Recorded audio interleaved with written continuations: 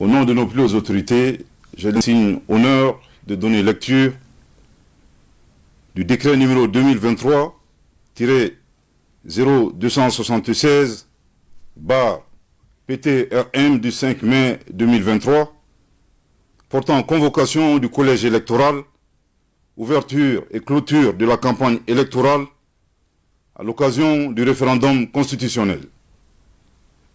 Le président de la transition, chef de l'État, vu la Constitution, vu la charte de la transition, vu la loi numéro 2022-001 du 25 février 2022 portant révision de la charte de la transition, vu la loi numéro 2022-019 du 24 juin 2022 modifiée portant loi électorale, vu le décret numéro 2021-0361/PTRM du 7 juin 2021 portant nomination du Premier ministre, vu le décret numéro 2022-0752/PTRM du 4 décembre 2022 portant nomination d'un ministre d'État, vu le décret numéro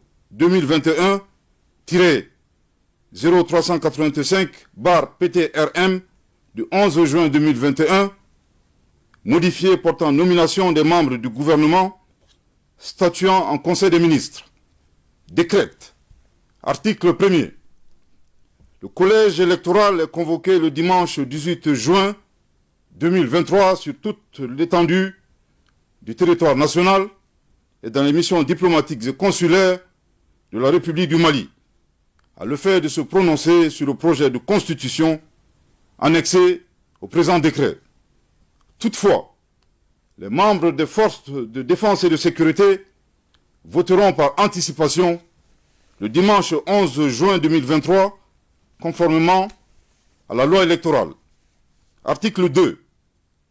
Les électeurs auront à répondre par oui ou par non à la question suivante. Je cite: approuvez-vous le projet de constitution? Fin de citation. Article 3. Le bulletin de vote de couleur blanche correspond au oui et le bulletin de couleur rouge au non. Article 4. La campagne électorale à l'occasion du référendum constitutionnel est ouverte le vendredi 2 juin 2023 à 0h. Elle est close le vendredi 16 juin 2023 à minuit. Article 5.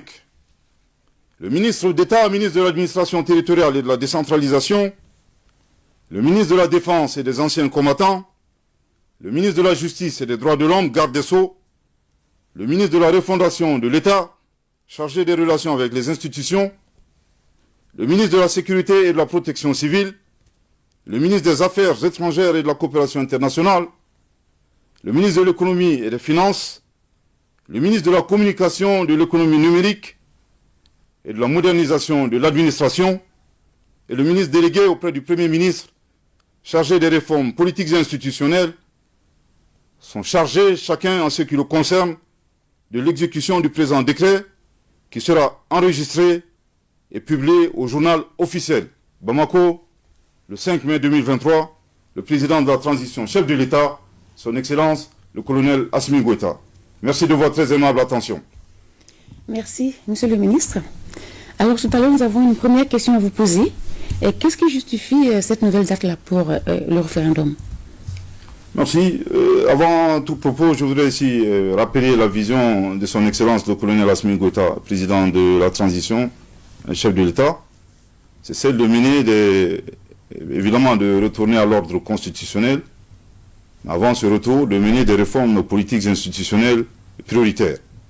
Et cette vision prend en compte les aspirations profondes de notre peuple, aspirations exprimées lors des assises nationales de la refondation.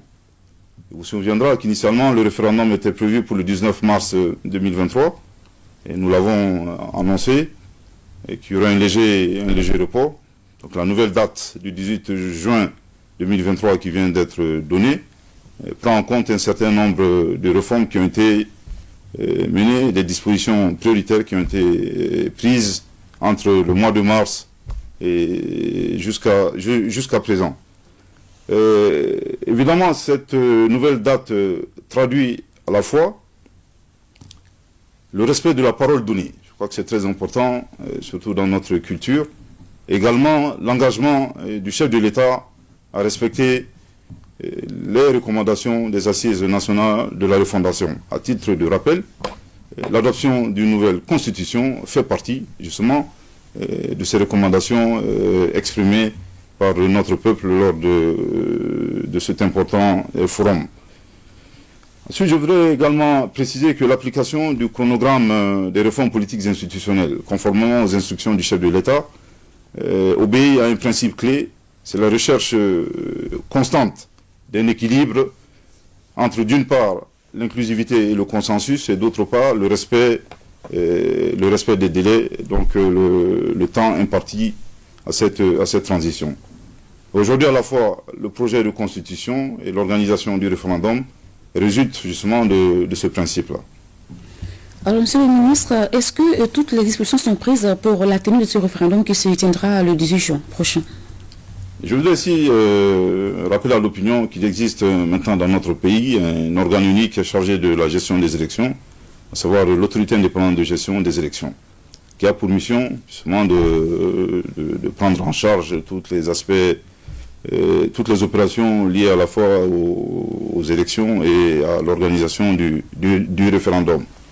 Je suis convaincu que les hautes compétences, les hommes et les femmes aujourd'hui qui animent cette structure, se prêteront le moment venu, en tout cas déclineront le moment venu, toute la stratégie et toutes les dispositions qu'ils prendront afin que le référendum du 18 juin 2023 soit un succès, Inch'Allah. Mais d'ores et déjà, je voudrais ici préciser que le chef de l'État a donné des instructions très fermes à tous les membres du gouvernement d'appuyer l'EJ dans tous les domaines, aussi bien les aspects sécuritaires, les aspects économiques et financiers et les aspects logistiques. Alors, nous sommes à un mois, quelques jours de ce référendum. Il est important de rappeler le sens que ce référendum a pour notre pays. À mon humble avis, ce qu'il faudrait garder à l'espoir, c'est cette phrase prononcée par le chef de l'État lors de la cérémonie de remise du projet de constitution, après l'étape de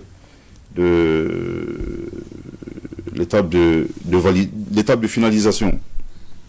Finalisation à laquelle toutes les forces composantes de notre pays ont participé. Je pense qu'il a très clairement dit qu'il s'agit d'un espoir. L'espoir, en tout cas, pour le peuple malien, d'asseoir et de raffermir notre démocratie.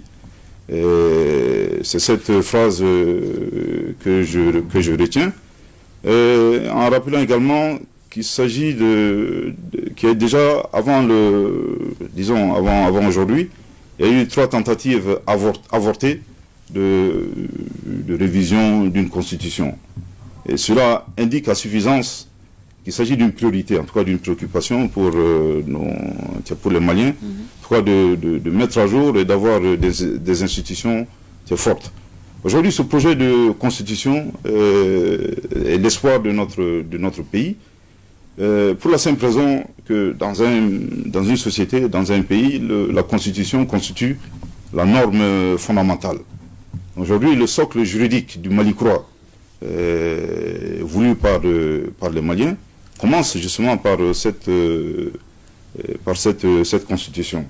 C'est d'autant plus important pour nous que c'est depuis 2012, le Mali fait face à une crise multidimensionnelle, je dirais, que je qualifierais d'existentielle, dont les moments sombres, je voudrais juste rappeler quelques épisodes traumatisants, c'est la perte de 55% de notre territoire national et bien entendu toutes les victimes de ce drame depuis 2012 à nos jours. Donc il est très important honnêtement qu'on se retrouve et que nous tentons de donner un nouvel élan à notre pays et que le Mali-Croix soit une réalité. Alors, Monsieur le ministre, si vous avez un dernier message à l'endroit de vos concitoyens. Avant de terminer, je voudrais ici, au nom de nos plus hautes autorités, au nom de tout le gouvernement, remercier toutes les personnes de bonne volonté qui se sont investies et qui s'investissent tous les jours à vulgariser ce projet de constitution afin que les Maliens se l'approprient. Et je voudrais aussi préciser que très bientôt, cet effort sera renforcé grâce à l'action de la commission de vulgarisation gouvernementale de la Constitution, afin que justement les Maliens puissent se l'approprier. Mais il est également important que tous les Maliens gardent à l'esprit toutes les victimes de l'insécurité dans notre pays. Il est important que nous honorions leur mémoire. Et il est important également que le référendum se tienne, disons, soit teinté de paix, de sérénité et de tranquillité. Nous n'avons pas le luxe de nous diviser davantage. Je pense que c'est un moment, en tout cas c'est une occasion que nous avons de renforcer la cohésion nationale. Eh bien, merci, Monsieur le Ministre. Merci. Merci à vous, chers téléspectateurs, et bonne journée de vendredi.